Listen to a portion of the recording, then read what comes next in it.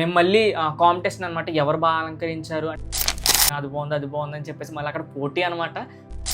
ఇదంతా ఎక్కడి నుండి వచ్చింది, బైబిల్లో ఎక్కడెక్కడ ఉన్న ఈ రెఫరెన్స్లన్నీ ఇప్పుడు మీకు చూపిస్తూ నేను ఈ వీడియో చేస్తాను. Hello, praise lord, welcome to JB's voice. మనం లెంటి డేస్కి స్టార్ట్ అయిపోయాం. భస్మ బుధవారం వచ్చేసింది.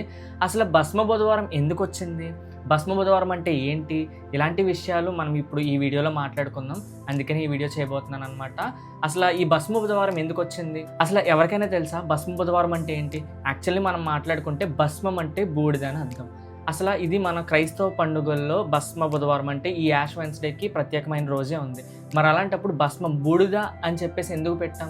ఎప్పుడైనా ఆలోచించారా? భస్మం అంటే ఏంటి, అసలు బూడిద అని ఎందుకు పెట్టాం, బూడిద బుధవారం అని చెప్పేసి ఎందుకు అంటున్నాము, ఎప్పుడైనా ఆలోచించారా? సో అది ఇప్పుడు మాట్లాడుకుందాం ఈ వీడియోలో. మామూలుగా అసలు ఈ పశ్చాత్తాప పడటం ఏంటంటే ఇదంతా ఎక్కడి నుండి వచ్చింది, బైబిల్లో ఎక్కడెక్కడ ఉన్న ఈ రెఫరెన్స్లన్నీ ఇప్పుడు మీకు చూపిస్తూ నేను ఈ వీడియో చేస్తాను. భస్మ బుధవారానికి చాలా ఇంపార్టెన్సే ఇస్తారు. అంటే భస్మ బుధవారం స్టార్ట్ అవుతున్న రోజు నుండి లెంటి డేస్ స్టార్ట్ అవుతాయి కాబట్టి, అసలు లెంటి డేస్ అంటే ఏంటంటే, లెంటి డేస్ అంటే ఉపవాసం ఉంటారు అప్పటి నుంచి. అంటే పశ్చాత్తాప పడుతూ ఉపవాసాలు ఉంటారు. కొంతమంది అయితే మరీ కామెడీగా ఏంటంటే ఆ లెంటి డేస్ స్టార్ట్ అయినప్పుడు వాళ్ళకి ఇష్టమైన చాక్లెట్స్ మానేద్దాం అనుకుంటారు, లేదంటే ఈ రోజు నుండి టీవీ చూడకూడదని చెప్పేసి, లేదంటే కొంతమంది మరీ కామెడీగా ఈ 40 రోజులు కూడా మందు తాగకూడదు ఇలా అనుకుంటారు. కానీ 41th డే మందు తాగేస్తారు. లెంట్ అనేది 40 రోజులు ఉంటుంది, అది అందరికీ తెలుసు. ఈస్టర్కి 46 రోజుల ముందు వస్తుంది. అసలు ఈస్టర్ ఎలా వచ్చింది ఇవన్నీ కావాలంటే ముందు వీడియో ఆల్రెడీ చేశాను. మీరు ఎవరో చూడకపోతే ఒకసారి ఛానల్లో ఆల్రెడీ ఈస్టర్ ఎందుకు ఫామ్ అయింది, ఈస్టర్ డేట్ ఎందుకు మారుతుంది, ఇలాంటి విషయాలన్నీ ముందు వీడియోలో డిస్కస్ చేశాను. ఒకవేళ ఎవరైనా చూడకపోతే చూడండి. అసలు లెంటి డేస్ అంటే ఏంటంటే ఉపవాసంతో దేవునికి దగ్గర అవడానికి, అంటే కొన్ని చెడు మాటల్ని ఇవన్నీ తగ్గించుకొని దేవునికి దగ్గరగా ఉండడానికి ఈ లెంటి డేస్ అనేవి పాటిస్తారనమాట. అంటే ఓన్లీ 40 రోజులే మనం పరిశుద్ధంగా ఉండాలా, తర్వాత 41వ రోజుని పాపగా మారిపోవాలంటే కాదు. ఈ 40 రోజులు కూడా దేవుని గుర్తు చేసుకుంటూ, ఆ సిలువను గుర్తు చేసుకుంటూ కూడా ఉపవాసాలతో ఉంటారనమాట. కొంతమంది అయితే జస్ట్ 3 వరకు ఉండి దాని తర్వాత తినేస్తారు. అలాగా అంటే మరి మన బాడీ కూడా మనం స్ట్రాంగ్గా ఉండాలి కదా తర్వాత రోజు ఉపవాసం చేయాలంటే. సో 3 వరకు ఉపవాసం ఉండేవాళ్ళు ఉంటారో, లేదంటే 6 వరకు ఉపవాసం ఉండేవాళ్ళు ఉంటారో. అలాగా వాళ్ళ ఇష్టం. కొంతమంది అయితే వాటర్ కూడా తాగరు, అంతలా ఉపవాసం ఉంటారు. ఉపవాసాలు చేసే విధానాలు వేరేమో కానీ ఉపవాసం అయితే చేస్తారు.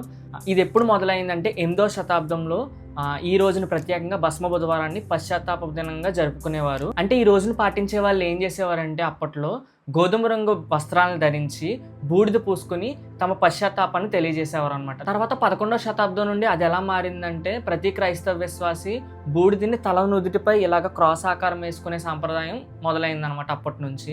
అసలు బూడిద ఏంటి, మామూలుగా దీన్ని ప్రత్యేకమైన రోజు అన్నప్పుడు బూడిద ఏంటి, అసలు బూడిద అనే పదం ఎందుకు వచ్చిందంటే ఇప్పుడు మాట్లాడుకుందాం దాని గురించి. అసలు ఈ బూడిద అనే పదం ఎందుకు వచ్చింది, అసలు ఈ బైబిల్లో బూడిద అనే పదం ఉన్నదా ఒకసారి చూద్దాం. ఒకసారి కొన్ని వర్సెస్ ఉన్నాయి బైబిల్లో, అవి మీకు చూపిస్తాను. యోబు గ్రంథము 42వ అధ్యాయము 6వ వచనంలో ఏమంటుందంటే, కాబట్టి నేను అనుసరించుచు బూడిదలోను ధూళిలోను నేను పశ్చాత్తాప పడుచున్నాను అని ఉంటుంది. దానియేలు 9:3లో ఉన్నదనమాట. అందుకు నేను ఉపవాసంతో కూడా ప్రార్థన చేయుటకును ప్రార్థనా యజ్ఞము చేయుటకును నా దేవుని అయిన యెహోవా ముఖం ఎదుట నా ముఖమును మోపి చలువ వస్త్రమును బూడిదను ధరించుకొనినని ఇలా అనమాట. మీ అందరికీ యోనా స్టోరీ తెలుసు కదా. యేసయ్య నినివే ప్రాంతానికి వెళ్ళమంటే లేదని చెప్పేసి తర్షీషు వాడు వెళ్తాడు, కానీ దాని తర్వాత సముద్రంలో పడేసేస్తారు. దాని తర్వాత చేప మింగేస్తుంది, అది నినివే ప్రాంతంలో వస్తుంది, ఇలా జరుగుతుంది కదా. అయితే అక్కడ కూడా ఒక ఇన్సిడెంట్ జరిగిందనమాట, అది కూడా మీకు చూపిస్తాను. యోనా 3వ అధ్యాయం 6వ వచనంలో ఉంటుంది అనమాట. దీని గురించి నినివే ప్రజలు బూడిదలో కూర్చుని దేవుని ముందు పశ్చాత్తాపం ప్రకటించారంట. సో ఇలాగ చాలా వచనాలే ఉన్నాయన్నమాట బూడిద గురించి. అసలు ఈ బూడిద ఈ కాన్సెప్ట్ ఏంటంటే, పామ్ సండే లాస్ట్ ఇయర్ జరుగుతుంది కదా, ఆ పామ్ సండేలో వాడిన మట్టలు ఉంటాయి కదా, దాన్ని కాల్చిన తర్వాత వచ్చే బూడిదని ఇలాగ క్రాస్ ఆకారంలో వేసుకునేవారంట. The Lord be with you. Today we bless and burn these palms to make ashes for tomorrow.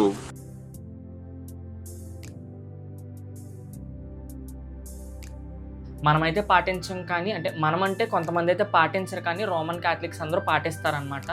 అలాగా కొన్ని ప్రాంతాల వారు అయితే పాటిస్తారు.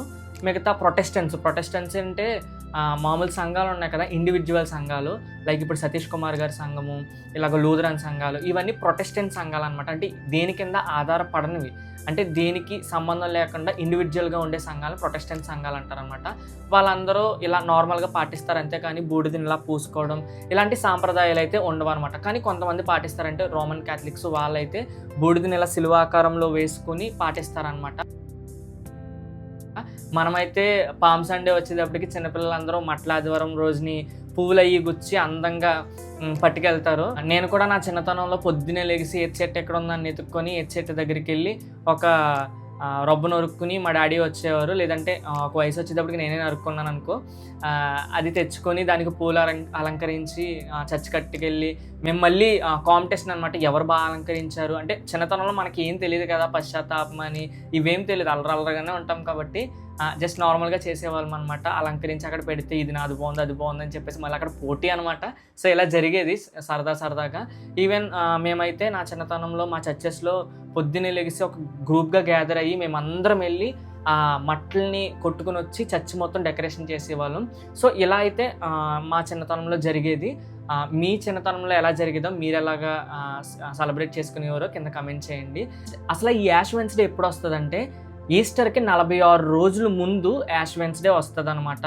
మీరు ఇంకా వీడియో చూడకపోతే ఒకసారి మన ఛానల్లో ఆల్రెడీ ఈస్టర్ ఎలాగా డేట్ని కనుగొంటున్నారనే వీడియో నేను చేశాను, ఒకవేళ ఎవరైనా చూడకపోతే వెళ్ళి చూడండి. మనిషి ఈ లోకంలో ఎక్కువ కాలం బతకడు, ఈ రోజు ఉన్న వాళ్ళు రేపొద్దున్న ఉండము, రేపొద్దున్న వాళ్ళు మరుసటి రోజు ఉండరు, ఎప్పుడు ఎలా జరుగుతుందో నాకు తెలియదు. కాబట్టి మనం మన పాపాలని పశ్చాత్తాపడుతూ దేవుని ఎదుట మన పాపాలను ఒప్పుకోవాలి.